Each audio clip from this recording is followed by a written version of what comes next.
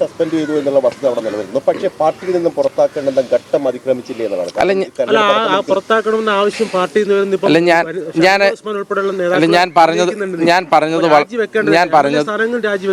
വിഷയങ്ങളൊന്നും സ്വർണ്ണക്കൊള്ള ഉൾപ്പെടെയുള്ള കാര്യങ്ങളൊന്നും ജനങ്ങളെ ബോധ്യപ്പെടുന്ന സമയം പോലും UDF പറ്റുന്നില്ല. ഒക്കെ ഈ വിഷയം മാത്രമാണ്, ക്യാമ്പിൽ വിഷയം മാത്രം. മുകേഷ് MLA സ്ഥാനം രാജിവെക്കണമായിരുന്നു. ഇത്രയും പരാതി, അതായത് ഇപ്പം നമുക്കറിയാലോ 2 ഘട്ടത്തിലുള്ള പരാതി വന്നു.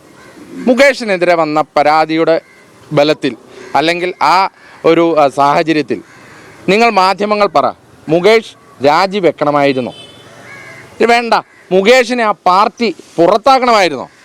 ഇനി അതും വേണ്ട, മുകേഷിനെ ഒരു വട്ടമെങ്കിലും തള്ളിപ്പറയണമായിരുന്നോ? ഇതൊന്നും ചെയ്യാത്തവർ ഞങ്ങളുടെ അടുത്ത് ധാർമ്മികതയുടെ ക്ലാസ് എടുക്കാൻ വന്നാൽ അതൊന്നും മുകേഷ് രാജിവെക്കണമായിരുന്നു, പാർട്ടി മെമ്പർ അല്ലല്ലോ, ഞങ്ങൾ പുറത്താക്കേണ്ടതില്ലല്ലോ എന്നാണ്.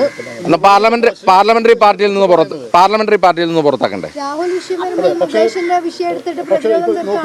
അല്ല, ഞാൻ പറഞ്ഞല്ലോ രാഹുലിന്റെ വിഷയത്തിൽ ഞാൻ പറയട്ടെ. രാഹുലിന്റെ വിഷയവുമായി ബന്ധപ്പെട്ടുകൊണ്ട് ആദ്യഘട്ടത്തിൽ ഒരു പരാതിക്കാരി ഇല്ലായിരുന്നു, ഉണ്ടായിരുന്നില്ല. നിങ്ങൾക്ക് പറയാലോ പരാതിക്കാരി. അല്ല, ഞാൻ പറയട്ടെ, ഞാൻ പൂർത്തീകരിക്കട്ടെ. ആദ്യഘട്ടത്തിൽ ഒരു കൃത്യമായ പരാതിക്കാരി ഇല്ലായിരുന്നു. എന്നിട്ടും ഞങ്ങൾ എന്താ ചെയ്തത്? സംസ്ഥാന യൂത്ത് കോൺഗ്രസ് പ്രസിഡന്റ് എന്ന ഏറ്റവും ഉന്നതമായ പോസ്റ്റിൽ നിന്ന് രാജിവെക്കാൻ പറഞ്ഞു. 2, പാർലമെൻ്ററി പാർട്ടി എന്ന് പറഞ്ഞാൽ ഒരു MLA സംബന്ധിച്ചിടത്തോളം കോൺഗ്രസിൻ്റെ പാർലമെൻ്ററി പാർട്ടി എന്ന് പറഞ്ഞാൽ ഏറ്റവും ഉന്നതമായ ഘടകമാണ്. ആ ഘടകത്തിൽ നിന്ന് മാറ്റി നിർത്തി. 3, ഞങ്ങളുടെ പാർട്ടിയിൽ നിന്ന് സസ്പെൻഡ് ചെയ്തു. 3 നടപടികളാണ് ആ വിഷയമായിട്ടുണ്ടായത്.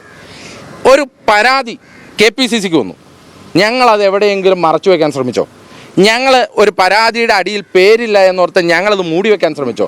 കേരള DGPക്ക് കൈമാറി. ഇനി DGP ആണ് നിയമപരമായ വഴികൾ നോക്കേണ്ടത്. അപ്പം ഇത്രയും മാതൃകാപരമായ നടപടികൾ എടുത്ത ഒരു പ്രസ്ഥാനത്തോട് വീണ്ടും, അതായത് നമുക്ക് ഒരു ആക്ഷൻ ഒരു വിഷയത്തിൽ എടുത്തു കഴിഞ്ഞു, വീണ്ടും അയാളെ പുറത്താക്കും. ഒരാളെ പുറത്താക്കിയ പാർട്ടിയിൽ നിന്ന് വീണ്ടും പുറത്താക്കണം എന്ന് പറഞ്ഞാൽ അതെന്താണ് പറയുന്നത്? അതെ. അപ്പൊ ഇന്നലെ വന്ന പരാതിക്കാരിയുടെ പേരോ വിവരോ ഞങ്ങളുടെ മുമ്പിൽ ഇല്ല. ഇന്നലെ വന്ന പരാതിക്കാരിയുടെ വസ്തുത ഞങ്ങളുടെ മുമ്പിലില്ല എന്ന് കരുതി ഞങ്ങൾ ആ പരാതി അവഗണിച്ചിട്ടില്ല. ആ പരാതി അന്വേഷിക്കേണ്ടത് ആരാണ്? കേരളത്തിലെ പോലീസല്ലേ. ഞങ്ങൾ അതുകൊണ്ട് ഉത്തരവാദിത്തപ്പെട്ട കേരളത്തിലെ DGPക്ക് കൈമാറി. ഇനി അവർ പോലീസ് അന്വേഷിച്ച് അതിൻ്റെ അകത്തെ വസ്തുത പുറത്തു കൊണ്ടുവരട്ടെ. ആ ഘട്ടത്തിൽ ഞങ്ങൾ അടുത്ത ഘട്ടത്തിലേക്ക് ഞങ്ങൾ കിടക്കും. ഇപ്പോൾ ഈ വിഷയത്തിൽ തന്നെ ഇപ്പോൾ അത് കോടതിയുടെ പരിഗണനയിലാണ് വിഷയം. കോടതി ഇന്ന് ജാമ്യാപേക്ഷ പരിഗണിക്കുകയാണ്. കോടതി അതിനകത്ത് എന്ത് നടപടി എടുക്കുമെന്ന് നോക്കട്ടെ. ഞങ്ങൾ ഉറപ്പായും അടുത്ത ഘട്ടത്തിലുള്ള നടപടിക്രമങ്ങളുമായി ഞങ്ങൾ മുന്നോട്ട് പോകും. ഈ ഘട്ടത്തിൽ ഇത്രയും ആരോപണങ്ങൾ വന്ന് ഇല്ലെങ്കിൽ ഈ ഘട്ടത്തിൽ വന്ന വിവരങ്ങളുടെ അടിസ്ഥാനത്തിൽ ഒരു പാർട്ടി എന്നുള്ള നിലയിൽ മറ്റൊരു രാഷ്ട്രീയ പ്രസ്ഥാനവും, നിങ്ങൾ അതാണ് ചോദിക്കാത്തത്. എനിക്ക് നിങ്ങളോടൊക്കെ പറയാനുള്ളത്, നിങ്ങൾ ഞങ്ങളോട് ഇത് ചോദിക്കുന്നു. ഞാനിപ്പോൾ എണ്ണി ഞങ്ങളെടുത്ത നടപടിക്രമങ്ങൾ പറഞ്ഞു. നിങ്ങൾ